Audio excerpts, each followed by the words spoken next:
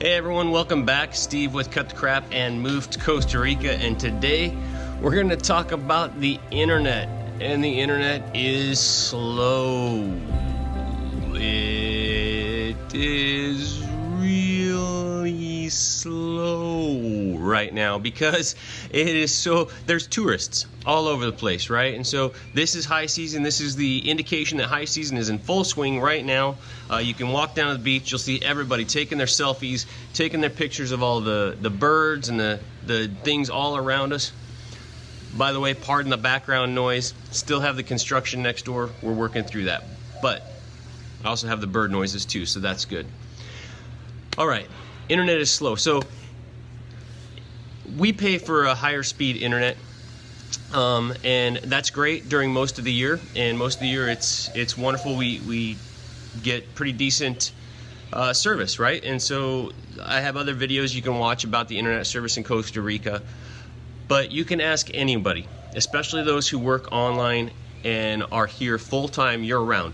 There is a huge difference between the internet service in, say, August or October, the peak of low season, and a couple months later, here in December, when high season is getting into full swing. Now, the worst time for internet it's the peak of high season is generally this week, going through New Year's. So from about the 20th of December all the way until about the 15th of January is the absolute worst times for internet in Costa Rica. Why? Because that is the time when we have the biggest influx of tourists. You'll see them walking down the beach, taking pictures of everything, and immediately turning around and uploading those, sharing them with friends and family back home, trying to make their friends and family jealous. Those who are stuck in Buffalo, New York, or in Alberta, Canada, and are experiencing a huge snowstorm, and they're able to show how they're sunning their bum on the beach, right? Loving it, toes in the sand, toes in the water, and just soaking up the rays and enjoying the warm ocean. They love it, and they get to send it back to their friends who are just frigid and wrapped up in blankets and near the fire and just trying to stay warm, having to scrape their windows on their cars, having to walk out to the mailbox in the freezing cold. They love showing that contrast, right? They want to share it.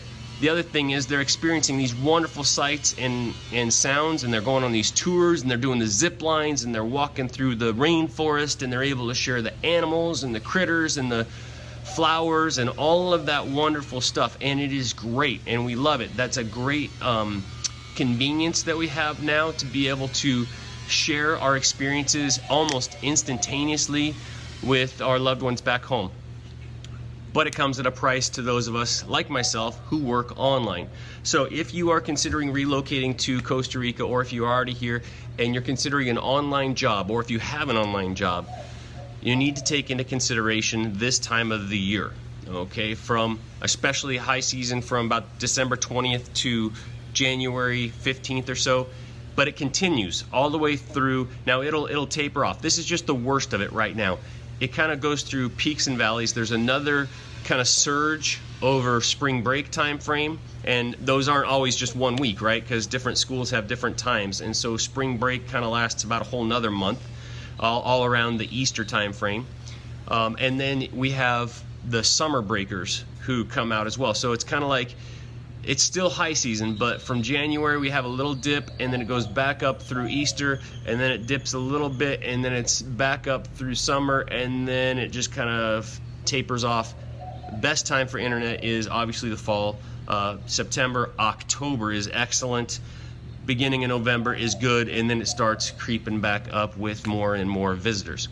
So keep that in mind. If you're planning on working online, it could affect your job, being able, especially if you're doing any kind of teleconferencing, right, where you're going to do video conferencing with someone back home, because that uses both download and upload speeds, and that is really going to be impacted. You're going to experience a ton of lag. You're going to have many issues along those lines, so watch out for that, especially if you have that type of thing. I used to do English classes online. I would teach English online to Spanish people, and in that process, I had trouble, especially during these weeks, with getting kicked off of the internet. My signal would drop. I would have bad latency and delay in the lag in the connection. It made it very difficult, and especially when you're trying to teach a language or do some sort of instruction like that, where they really need to be able to hear what you're saying clearly. That was a big problem, and it was something that I really struggled with. And so you need to take those things into consideration. Now, does it mean that you're not able to perform those tasks? Not always. Sometimes it's going to drop, and there were times where I had to cancel class, or my class would just shut in the middle of me trying to teach somebody. I would get kicked off, right? Because I would just lose connection. Not always, but it does happen. Okay, same thing with like losing power and things along those lines. So those are other issues with working online. But the internet does slow down. So when you go, if you are in a business where you need to upload large files, maybe you have huge reports, or you have, big videos or something that you're trying to upload or download, especially that upload part, because everyone's trying to upload their pictures, upload their videos of them enjoying their vacation. And so that is really going to impact your ability to perform your tasks, and it's going to slow that down, and you're going to be less productive because of those things. So make sure you take that into consideration.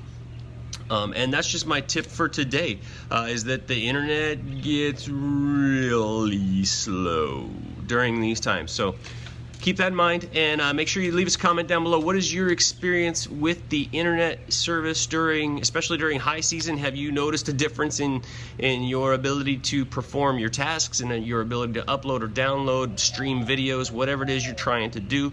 What have you seen? I can't be the exception here. I know I'm not the exception, because I've talked to several other people, and I even know of some businesses who basically take almost a month off because it's pointless for them. It's a waste of time. They can just save up their work and do it in half the time in a month from now. But let me know what your experiences are. Leave a comment down below. If you're here in country and you're trying to upload a bunch of pictures and stuff, how's that working out for you? Are you having any trouble, or is there any delay? For the most part, the internet service is pretty good throughout the country. It really depends on where you're at. The more major cities, definitely the touristy areas, have good internet, but the more remote you get, the more trouble you're going to have just in general. Good morning. The more trouble you're going to have in general, but especially during this season, this high season. So leave us a comment down below. Let us know what's happening with you. Make sure you give us a like and a follow. If you're on YouTube, ring the bell. If you're on Facebook, follow us. That way you can get the updates and catch us when we come on next. And make sure you share the information with someone who could use it and find it helpful. This is Steve with Cut the Crap and Move to Costa Rica, and we'll see you next time. Hope it helped.